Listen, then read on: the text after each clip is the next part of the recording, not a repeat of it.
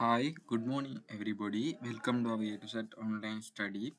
இன்றைக்கு நம்ம பார்க்க போகிற கேள்வி பிள்ளைகள் 1995 ஆண்டு வந்த கொஷன் நம்பர் 41வது கேள்வி. இதை பார்க்க போகிறோம் பிள்ளைகள்.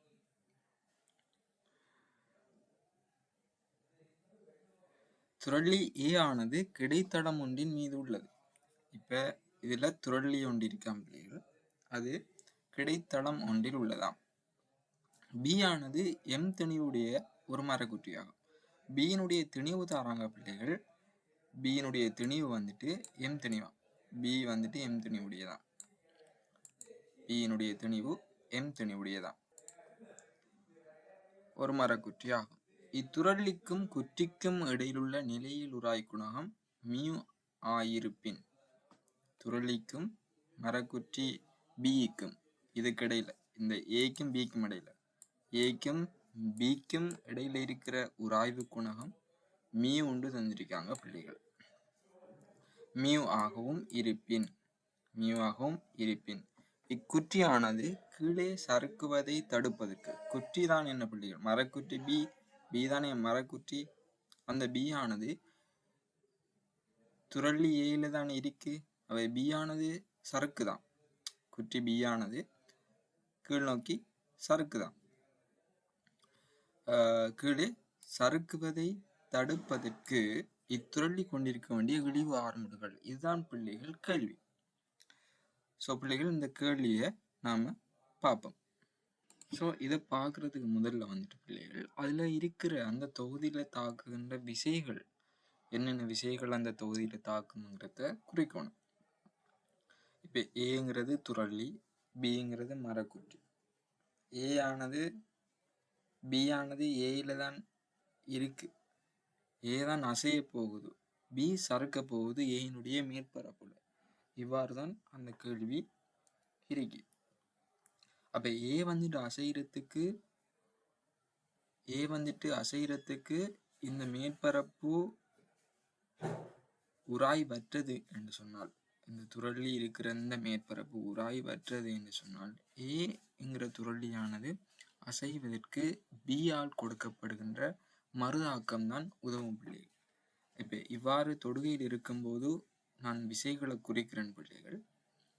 அதாவது பியினால் ஏக்கு கொடுக்கப்படும் மறுதாக்கத்தை, இந்த புள்ளியில மறுதாக்கம் தொடிப்படுவது என்றால், பியினால் ஏக்கு கொடுக்கப்படும் மறுதாக்கத்தை ஆர் என்று குறிக்கிறேன் பிள்ளைகள்.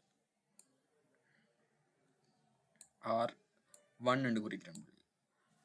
அதே மாதிரி ஏ ஆனது சமணம் எதிருமான நியூட்டனுடைய 3ஆம் விதியின்படி சமணம் எதிர்மான மறுதாக்கத்தை ஏ ஆனது பிக்கு கொடுக்கும் பிள்ளைகள். சமணம் எதிர்மான மறுதாக்கத்தை ஏ பிக்கு கொடுக்கும் பிள்ளைகள். இப்ப இந்த பிக்கு சமணம் எதிர்மான ஒரு மறுதாக்கம் உண்டு இருக்கு பிள்ளைகள். அதனுடைய பருமன் என்னன்னா இந்த R2 ஒன்று குறிக்கிறோம் பிள்ளைகள்.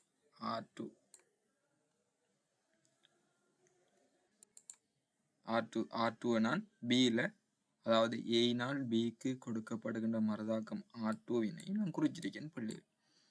இந்த R2வும் R1ம் சமன் பிள்ளைகள். நியூட்டனுடைய 3ஆம் விதிப்படி, நியூட்டன்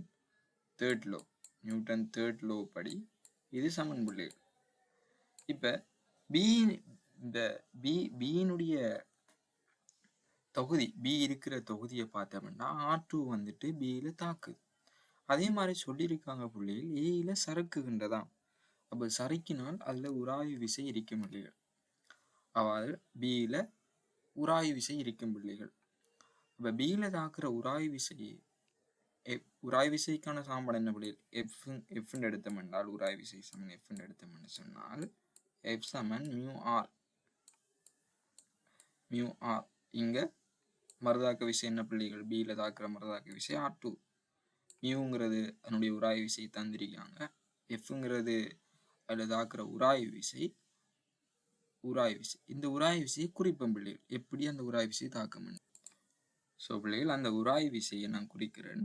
இதாவது பி இந்த இடத்துல தாக்கும் அந்த உராய்வு விசை, அதனை நான் எஃப் என்று குறிக்கிறேன்.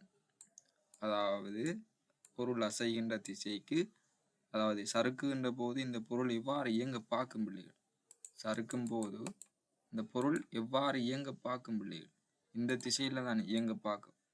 பொருள் அசைகின்ற பியினுடைய திசை இவ்வாறு தான் இருக்கும். ஏன் பிள்ளைகள், mg ஆனது அதனுடைய மையத்தில் சென்டர் ஆஃப் கிராவிட்டியில நிலைக்குத்து விசை mg, அதனுடைய திணிவு m எடுத்தோம்னா தந்திருக்காங்க தரவுல. m எடுத்தோம்னா திணிவு m தந்திருக்காங்க. அப்ப அதனுடைய திணிவு m தந்திக்கிறதால நம்ம mg நிறை விசையை குறிக்கலாம் பிள்ளை. mgங்கிற நிறை விசையை தாக்கும். இப்ப இந்த பிங்கிற தொகுதி சமநிலையில் இருக்கு பிள்ளை. சமநிலையில் இருக்கு.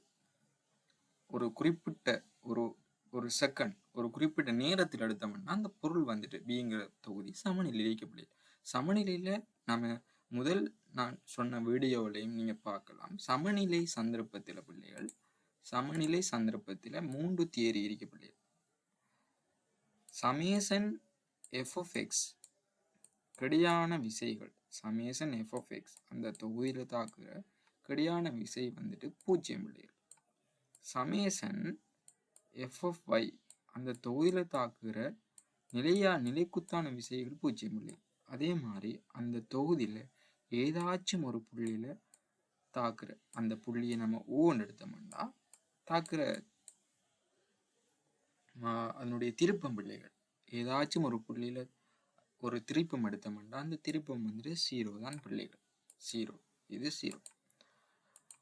இப்ப இந்த தொகுதி எடுத்தோம்னா பிள்ளைகள் கிடையாக பிரிப்போம். கிடையாக பிரிப்போம். என்ன கேட்டிருக்காங்க? இழிவு ஆர்முடுகள் தான் கேட்டிருக்கிறாங்க. இழிவு ஆர்முடுகள் தான் கேட்டிருக்கிறாங்க. ஆகவே எம்ங்கிற திணிவானது ஏங்கிற துரளியும் ஆர்முடியை கொண்டு இருப்பதால ஆட்டோங்கிற கிடைவிசை விளைவில் விசையாக பீல தாக்குறதால அங்க ஒரு என்ன இருக்கும் பிள்ளைகள், அங்க ஒரு விளைவில் விசை கிடையாக ஆட்டோங்கிற விசை இருக்கிறதால அங்க ஒரு ஆர்முடுகள் இருக்கும் பிள்ளை. அதை எவ்வாறு காண்றேன்னு சொன்னால், நான் கிடையாக எப்சமன் யூஸ் பண்ணேன் பிள்ளைகள். கிடையாக எப்சமன் யூஸ் பண்ணினா இங்க நமக்கு கிடைக்கும் கிடையாக இருக்கிற விசை R2ங்கிற விசை, R2ங்கிற விசை அதனுடைய திணிவு MA என்று வரும் பிள்ளை. இப்ப நமக்கு அந்த R2வை காண்றதுதான் நமக்கு முக்கியம். இந்த R2வை நம்ம காண்றதுதான் நமக்கு முக்கியம். அப்ப அந்த R2வை காண்றதுக்கு R2ங்கிறது Fல இருக்க பிள்ளை, உராய் விசையில இருக்கு. ஆகவே இந்த பிங்கிற தொகுதியினுடைய சமநிலைக்கு நிலைக்குத்தாக பிரிக்கும் போது நமக்கு mg சமன் உராய் விசை μR2க்கு சமனாக இருக்கும் பிள்ளைகள். μR2க்கு சமனாக இருக்கும். μR2க்கு சமனாக இருக்கும் பிள்ளைகள். அப்ப பார்த்தோம்னா mg சமன் μR2ன்னு சொன்னா இதுல இந்த R2 தான் நமக்கு தேவை. ஆகவே mg இங்கிள் மியூ, mg இங்கிள் மியூ, mg இங்கிள் மியூ இதான் பிள்ளைகள் என்ன, இந்த R2, இந்த R2 இதானே நமக்கு தேவை. R2 சமன் MA, அதுலேருந்து A கண்டோம்னா சரி பிள்ளைகள். அவை R2 சமன் MA போடுவோம். நமக்கு தேவை A தான். R2 சமன் MA என்று சொன்னால் mg அதங்கிள் மியூ ஒன்று இருக்க பிள்ளைகள். R2ல இருக்கிற MAல A எடுத்தோம்னா R2 சமன் MA தானே பிள்ளைகள். அதில் இருக்கிற M வந்துட்டு கீழே வரும் பிள்ளைகள். அப்போ நம்ம அந்த எம்மும் போயிடும் பிள்ளைகள். அவை A சமன் எனக்கு A சமன் என்ன வரும் பிள்ளைகள், G/μ என்று வரும். G/μ என்று வரும் பிள்ளைகள். இது ஒரு நிமிஷத்துக்குள்ள செய்கிற கேள்வி பிள்ளைகள். இலகுவான கேள்வி, இலகுவாக செய்ய முடியும். இப்போ நமக்கு இந்த கேள்வியில் சொல்லியிருக்கிறார் என்ன, இழிவு ஆர்முடுகள் என்னென்று கேட்டிருக்கார். அதனுடைய விடை என்ன பிள்ளைகள், G/μ ஆக இருக்கும். G/μ ஆக இருக்கும். G/μ ஆக இருக்கும். என்ன பக்கம் பிள்ளைகள், எங்கள பக்கம் அது அசையுதுன்னு அதையும் பார்க்கணும் பிள்ளைகள். G/μ எங்கால திசையில் அசையும், R2 அசைகின்ற திசை.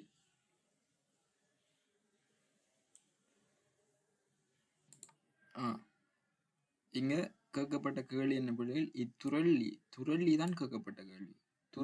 துரள்ளி அசைகின்ற திசையை தான் கேட்டிட்டாங்க அப்படி. அப்ப துரள்ளியில தாக்குற விசை R1 தானே பிள்ளைகள். R1 வந்துட்டு எங்கள திசையில தாக்குது, வலது பக்கத்தில் தாக்குது. கிடையாக வலது பக்கத்தில் தாக்குது. எங்கள திசையில தானே தாக்குது பிள்ளைகள். இந்த R1 வந்துட்டு அதனாலதான் இந்த ஏங்கிற துரள்ளி, ஏ தான் துரள்ளி, பி தான் மரக்குற்றி. ஏனுடைய துரள்ளி இங்கால திசையில தான் அசையும், ஆர் தாக்குன்ற திசை. ஆகவே வலது பக்கத்துல நமக்கு வரும். ஆகவே முதலாவது ஆன்சர் பிள்ளைகள். முதலாவது ஆன்சர் ஜியோவ மியூ வலது புறத்தில் என்கிறது வலது பக்கத்தில் துரள்ளி. இங்க துரள்ளி அசைகின்ற திசையை கட்டிக்கார். துரள்ளி அசைகிறதுக்கு காரணமான விசை மறுதாக்க விசை மாத்திரம்தான். நாம இந்த மேற்பரப்பு உராய்வற்ற மேற்பரப்புன்னு எடுத்துக்க முடியும். உராய்வற்ற மேற்பரப்புன்னா இவ்வாறு அசை. ஓகே பிள்ளைகள்.